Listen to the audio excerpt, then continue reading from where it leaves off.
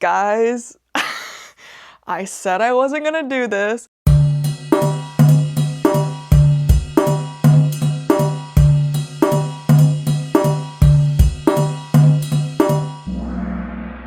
Last week, I posted this video because I work at a books company and I was saying that it's very easy for me to take home a lot of books, but I control myself and I don't.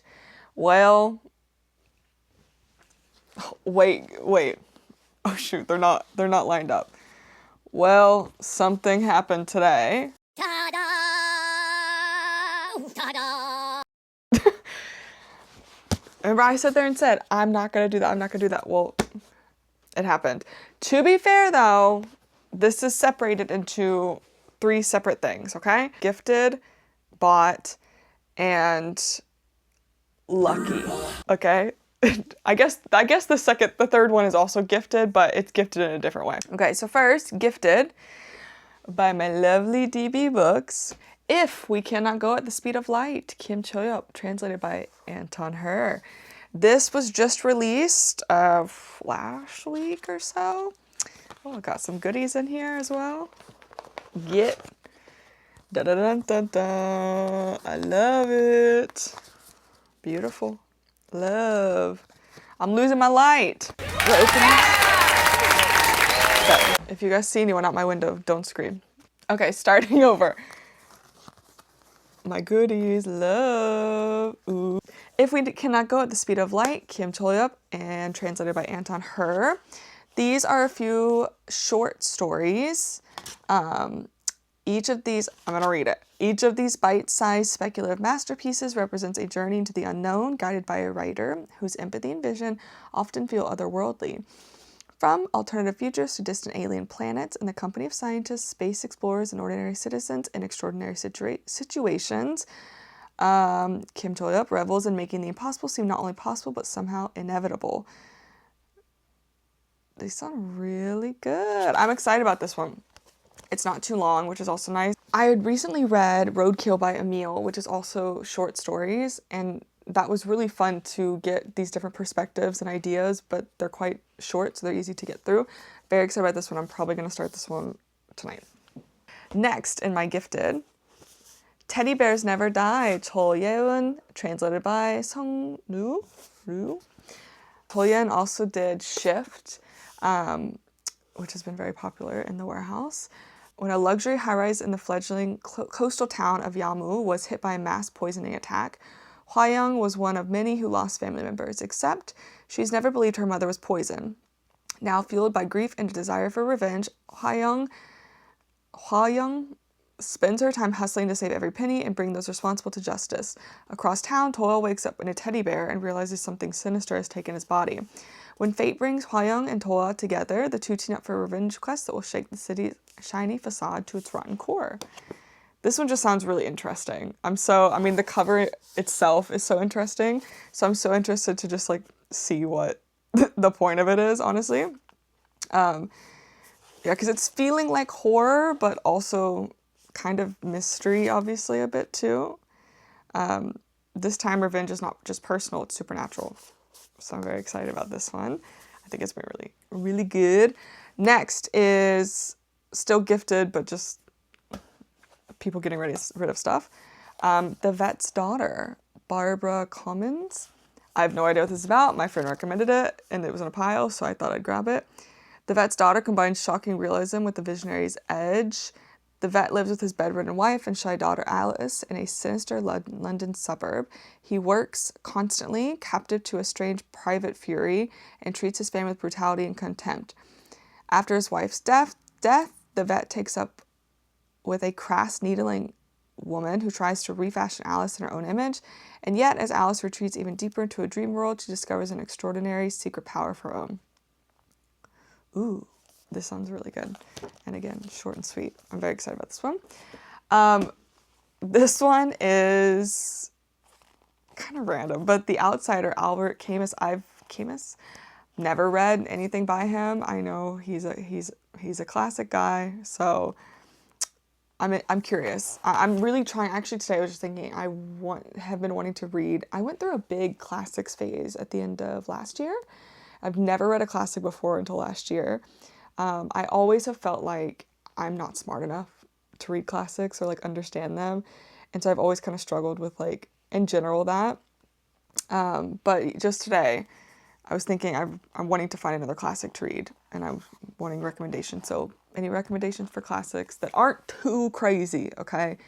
But I am looking. But yeah, excited about this one. The Heart of Naga? I need to see it in Korean, I don't know. This is by Lee Young-do and translated by Anton Her. Anton has done a few different like fantasy books, and I don't think they're acknowledged as much sometimes as his other work, but he's still amazing no matter what. But I'm just curious. I was very curious about, it's a fantasy, and Korean fantasy is always really interesting to me. And so I'm very excited about this one. It says, welcome to Lee Young-do's epic classic series, The Bird That Drinks Tears, the master of Korean fantasy, often cited as the J.R.R. Tolkien of South Korea. Lee Young-do has created a tale of castles built on the backs of flying mantas, giant birdmen, heartless immortals, and a quest that will change the very nature of the world and its gods. Available for the first time in English by award-winning translator Anton Her. I'm very excited about this one. I've really been looking for more fantasy that's not just romantasy, and I think this will be good. I think Koreans do fantasy really well, in my opinion. Another classic, George Orwell, Down and Out in Paris and London. I picked this up. It was in one of our damage piles, and I picked it up because George Orwell is amazing, and I've never read it, so I wanted to.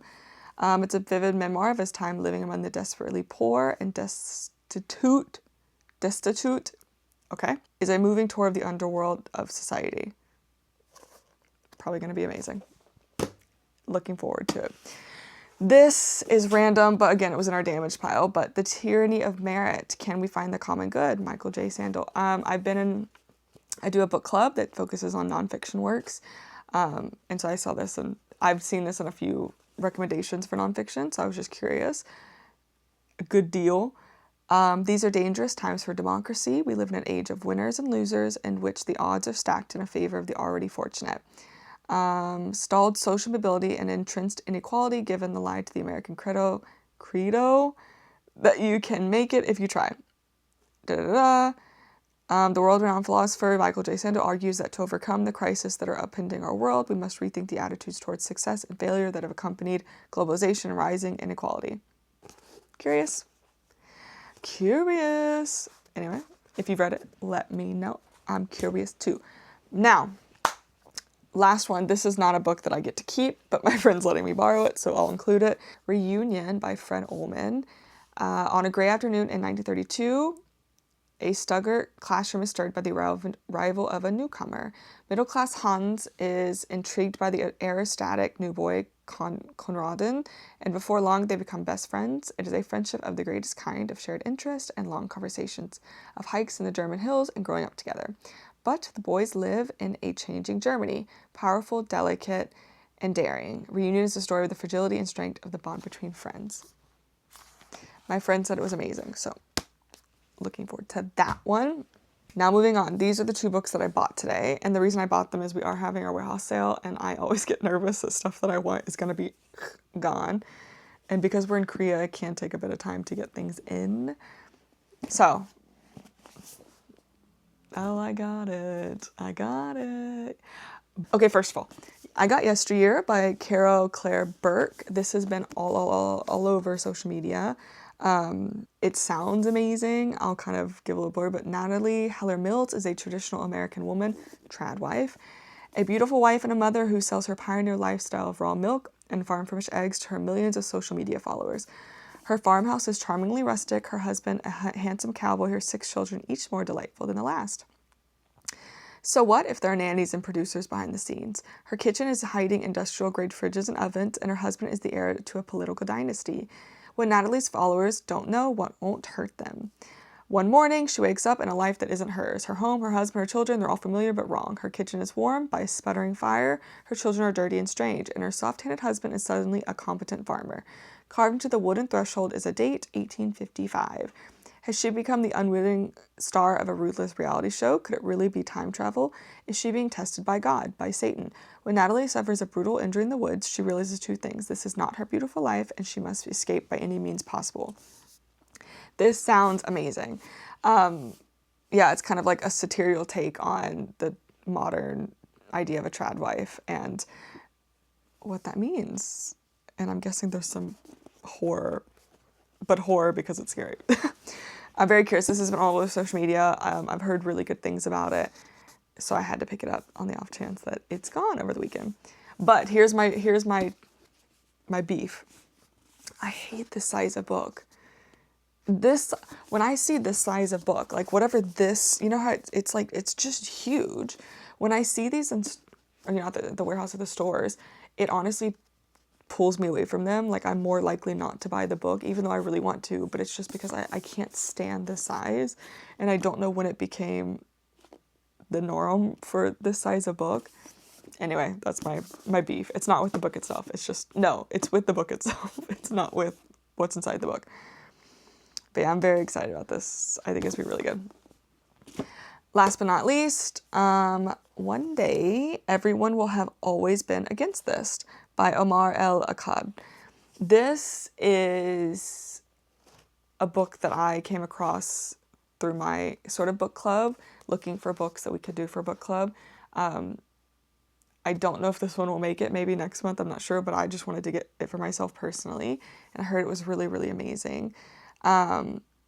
But from award-winning novelist and journalist Omar El Akkad, a powerful reckoning with what it means to live in a West that betrays its own fundamental values. But yes, so as an immigrant who came to the West, El Akkad believed that it is promised justice for all, but reporting on the war on terror, Ferguson, climate change, and Black Lives Matter's protest, and watching the unmitigated slaughter in Gaza, El Akkad has concluded that much of what the West promises is a lie, that there will always be entire groups of human beings it is never intended to treat as fully human. One Day Everyone Will Have Always Been Against This is a chronicle of that painful realization, a moral grappling with what it means to carve out some sense of possibility in a time of carnage. I think this is going to be a really important one. I've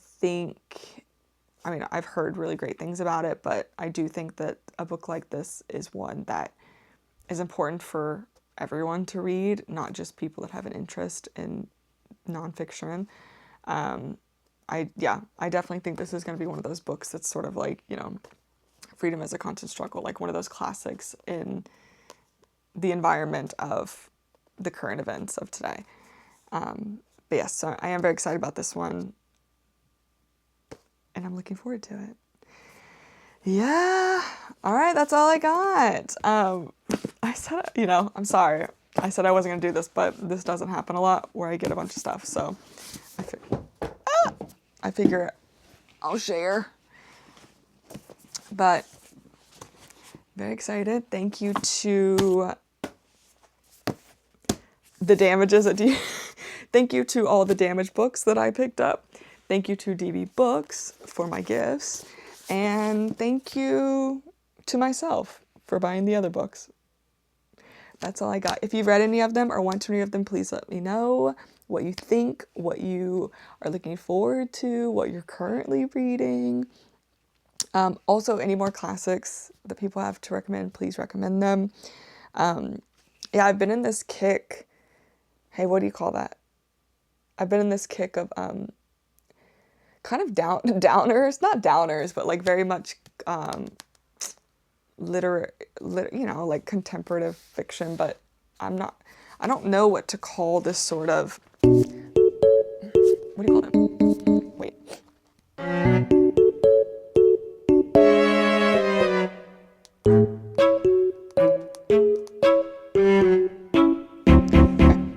Yeah, I've been on this big kick of like realistic fiction. I don't know if that's what you call it specifically, but like people's lives, real lives.